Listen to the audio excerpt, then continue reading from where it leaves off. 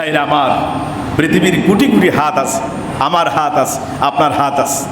আপনি একজন হুজুরকে যদি বলেন যে আমার সিনার মধ্যে হাত দেন, আমার সিনা জ্বালা পোড়া করতেছে, গ্যাস্ট্রিক ডিস্টার্ব দিচ্ছে, দোয়া কবুল হতেও পারে, নাও হতে পারে, ঠিক কিনা? আমার ফু 100% কবুল হবে, এই গ্যারান্টি পৃথিবীর হুজুর আমরা দিতে পারি না। কিন্তু আল্লাহর নবী যখন হাত উঁচু করেন, এই হাত এমন হাত, হাত শুধু হাত নয়, হাত মুবারক, এই হাত আল্লাহর নবী যেখানে হাত দিয়েছেন সেখানে পরিবর্তন হয়ে গেছে। কাফির বেঈমানরা মুসলমান হয়ে গেছে, এরকম প্রমাণ একটা দুইটা নয়, কোরআনেও আছে, হাদিসেও আছে। জোরে বলেন সুবহানাল্লাহ। একজন ইহুদি আমার নবীর বাড়িতে মেহমান হয়েছে, তার মনে মনে চিন্তা করতেছে আমি মুহাম্মদ সাল্লাল্লাহু আলাইহি ওয়াসাল্লামকে খুব ডিস্টার্ব দেব, আমি খুব বিরক্ত করব। মুহাম্মদ সাল্লাল্লাহু আলাইহি ওয়াসাল্লাম আমার বিরক্তি না হয়, বিরক্তি প্রকাশ না করে, বুঝতে পারবো ইনি সাধারণ কোনো পাবলিক নন, আমি তাহলে ইসলাম কবুল করব। সুবহানাল্লাহ। আমি বিরক্ত করব, খুব বিরক্ত করব। মনে এই চিন্তা নিয়ে হুজুর করিম সাল্লাল্লাহু আলাইহি ওয়াসাল্লামের দরবারে মেহমান হয়েছে। মেহমান হওয়ার পর ইহুদি বলতেছে, ইয়া রাসূলুল্লাহ, হে মুহাম্মদ সাল্লাল্লাহু আলাইহি ওয়াসাল্লাম, আমার ছাগলের দুধ খাইতে খুব ভালো লাগে, আমার ছাগলের দুধ দেন।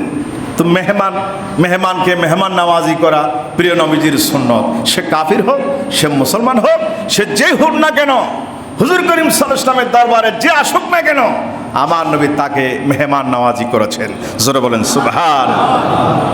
ভাইরা আমার, এখন ইহুদি বলছে ছাগলের দুধ দেন।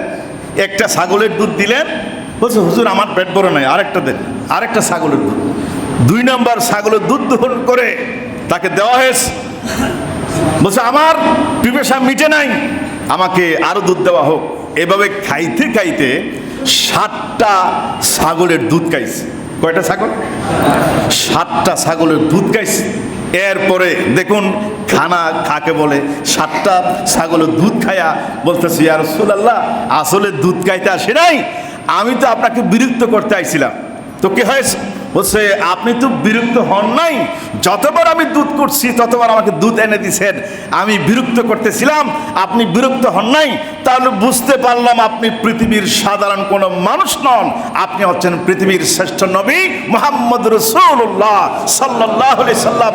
হে রাসূল, আপনি আমাকে পড়াইয়া দেন লা ইলাহা ইল্লাল্লাহু মুহাম্মাদুর রাসূলুল্লাহ সাল্লাল্লাহু আলাইহি ওয়াসাল্লাম। জোরে বলেন সুবহানাল্লাহ।